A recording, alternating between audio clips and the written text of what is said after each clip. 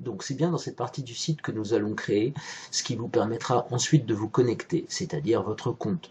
Donc les éléments qui sont à remplir, c'est de préciser ce que vous êtes. D'abord, vous êtes un particulier, ensuite votre nom de famille, ensuite votre prénom. L'adresse mail qui est ici va tout simplement servir à valider votre compte, puisque c'est dans cette adresse mail, et c'est à cette adresse mail que le site va vous envoyer un petit lien qui va vous permettre de confirmer que c'est bien vous qui créez le compte. Alors ensuite, vous avez ce petit mot de passe à taper. Respectez bien les majuscules, parce que ça reste assez important. Si vous ne mettez pas les majuscules, il risque fort de vous refuser la connexion. Donc vous voyez que certains ne sont pas en majuscules et d'autres si, donc n'hésitez pas à le faire. Ensuite, vous avez à cocher cette petite case, j'accepte les conditions générales d'utilisation, et vous faites créer mon espace.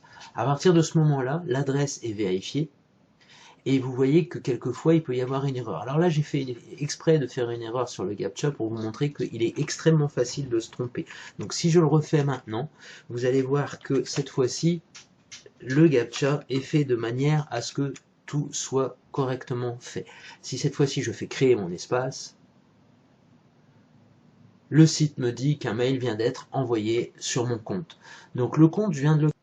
Il faut savoir que votre photo est elle aussi envoyée de manière numérique. Donc, comme elle est envoyée de cette manière-là, il faut aussi se prémunir et faire en sorte donc de préparer le terrain pour pouvoir envoyer votre photo. Il y a des lieux qui sont de toute façon reconnus pour pouvoir vous permettre de faire cette photo. Alors évidemment, le site propose un petit moteur de recherche qui vous permet de reconnaître les lieux certifiés, les professionnels certifiés qui peuvent vous permettre de faire la photo que vous souhaitez faire.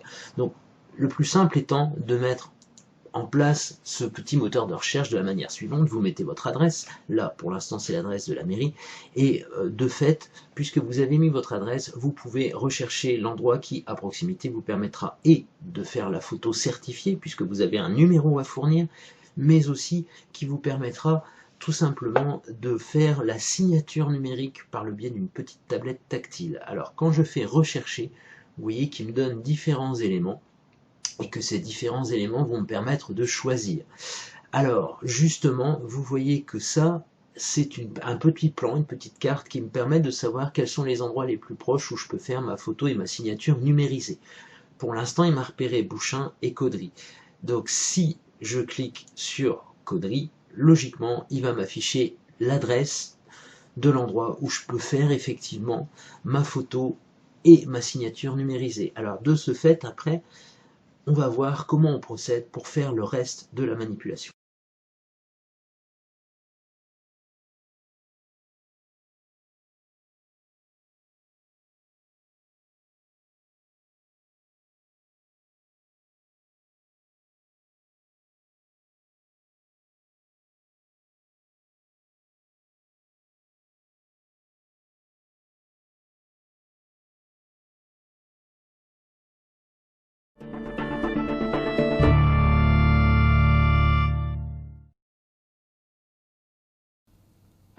Pour faire une demande de permis de conduire sur Internet, munissez-vous de vos pièces justificatives au format numérique, comme un scan de votre pièce d'identité, d'un justificatif de domicile et d'un code photo d'identité numérique.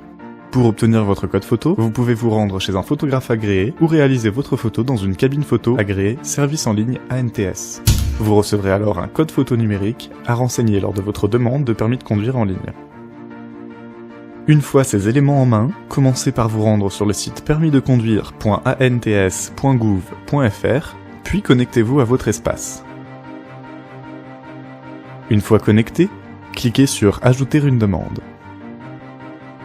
Veuillez sélectionner « Vous effectuez la demande pour une personne majeure »,« Perte du permis »,« Visite médicale »,« Non ».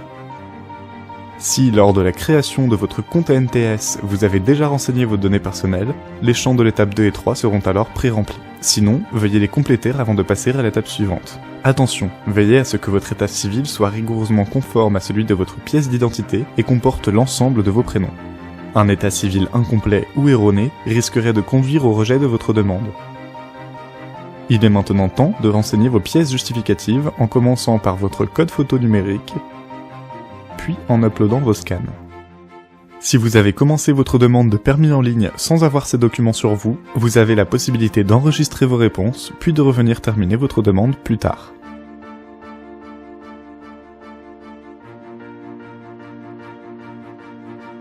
Enfin, il ne vous reste plus qu'à cocher simplement la case « Vous souhaitez effectuer l'achat du timbre électronique, puis acheter le timbre ».